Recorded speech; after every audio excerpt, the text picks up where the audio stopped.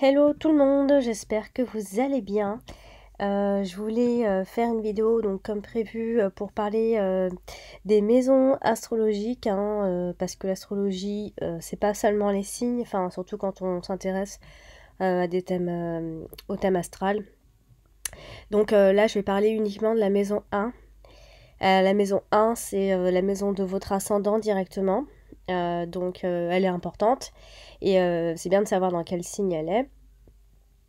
Et donc ici, c'est la première maison du thème. Donc, comme on dit souvent, c'est une maison qui est importante. En tant que telle, ici, elle va représenter notre corps physique, notre manifestation matérielle. On a vu que trois repères de l'astrologie qui correspondent donc à la trilogie pardon, corps, esprit et âme.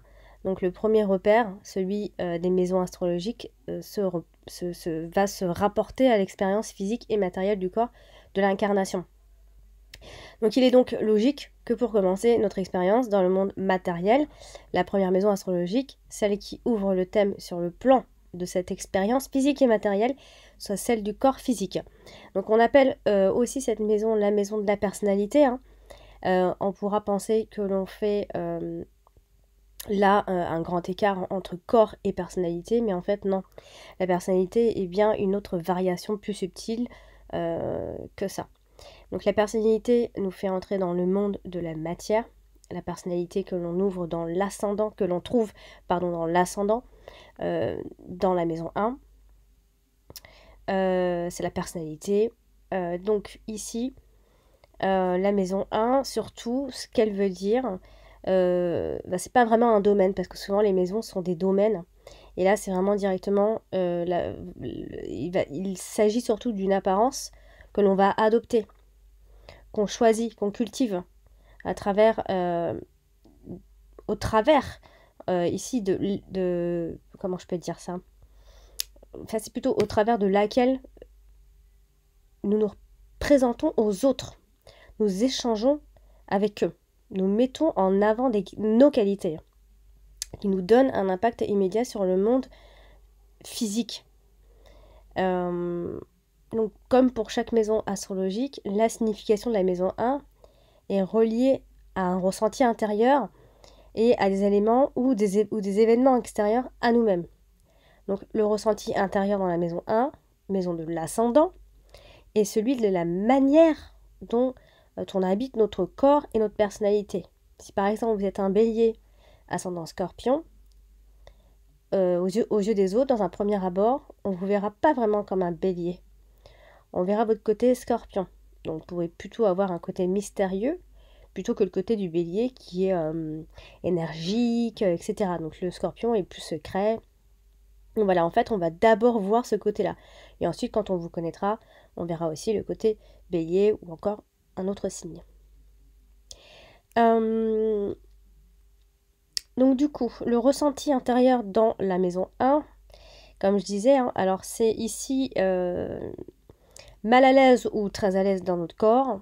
Nous en développerons ici une personnalité confiante ou craintive et on aura un impact et une présence effacée ou fort. Bon, voilà, ça dépend vraiment du signe. Du point de vue extérieur à nous-mêmes, la maison 1 nous met en relation avec notre lignée ascendante. Donc la première personnalité que l'on adopte est celle dans laquelle on s'est reconnu chez nos ascendants, nos ancêtres, notre lignée. Il y a un lien fort entre la perception que l'on a de notre lignée et les traits de personnalité que l'on adopte. En fait, c'est comme un héritage. Cet héritage de l'ascendant n'est pas lié à l'identité masculine ou féminine dont on hérite de nos pères ou de nos mères. L'héritage de l'ascendant est celui des qualités ou des caractéristiques de la lignée que l'on récupère à la naissance et cultive pendant notre vie. Donc voilà, par exemple, si on a un ascendant dans le lion, il va y avoir un signe de noblesse, d'orgueil, de pouvoir, de richesse, de créativité, de commandement, de puissance. Et voilà, c'est En fait, en gros, là, la maison 1, hein, parce que là, je vous ai parlé un petit peu, c'est l'être en devenir. C'est la personnalité et le corps qui va faire de lui-même un être unique. C'est la naissance, c'est la constitution, c'est la résistance physique, c'est les chances de survie, c'est le tempérament inné, c'est l'apparence physique. Elle résume l'histoire de la personne. C'est là où l'on est, c'est là où l'on est aussi, dans le sens lieu. C'est la naissance, le début d'un cycle nouveau. C'est être un seul. Oula. C'est... je vais baisser parce que j'ai beaucoup d'informations sur ce qui se passe. Alors, voilà, c'est le fait d'être un seul, c'est unique, qui est différencié. C'est être unique en son genre. Voilà, normalement, les maisons sont des secteurs. C'est le secteur 1, c'est le commencement. C'est notre champ d'action principal. C'est nous-mêmes. C'est l'essence de notre être, notre potentiel humain, notre façon personnelle de réagir à l'action des choses extérieures. C'est notre manière d'être et de nous affirmer. Ce secteur va indiquer donc le type d'expérience à travers lesquelles on va avoir le plus de chances de découvrir qui nous sommes en tant qu'individu unique. Si vous avez la maison 1 qui est prédominante, ce qui veut dire si vous avez un amas planétaire à ce niveau-là, c'est que vous avez un grand besoin d'action, car c'est ce qui va donner un sens à votre vie. Alors, s'il ne s'implique pas, si vous ne vous impliquez pas dans le monde extérieur de façon individuelle ou affirmative, c'est comme si vous allez perdre votre identité. Vous cherchez constamment à vous affirmer. Vous aurez de l'envergure.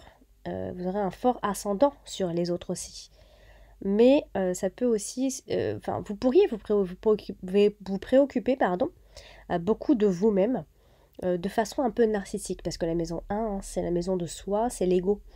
Donc avec un secteur 1 qui est prédominant, vous devez normalement détenir toutes les vérités et être moins tenté de les rechercher à l'extérieur. Vous pourriez être un modèle de quelque chose qui ne se soumet à aucune suggestion en fait de la part des autres. Excusez-moi. Alors vous êtes aussi un pionnier normalement qui va refuser les sentiers battus. Vous voudrez aussi tracer votre propre chemin en vous libérant de toute contrainte aussi. Alors si vous avez beaucoup de planètes dans ce secteur, ça veut dire ici que la découverte de soi est plus complexe. Il y a des contradictions intérieures qui peuvent conduire à des périodes de crise et de choix assez importants. Mais voilà, le principal champ d'expérience, votre principal champ d'expérience, c'est vous-même au final. Alors, dans les domaines de l'existence, ici, de toute façon, ce sera la naissance, la constitution, la résistance physique, les chances de survie, le tempérament inné, l'apparence physique. Et donc, ça résume bien votre histoire. Voilà, donc ça, c'était pour la maison 1, donc qui est la maison de soi, au final, hein, de l'ego, de vous-même, tout simplement. Ce n'est pas un secteur, c'est vous-même. Voilà, donc prochainement, je ferai la vidéo pour la maison 2. Je vous dis à très bientôt.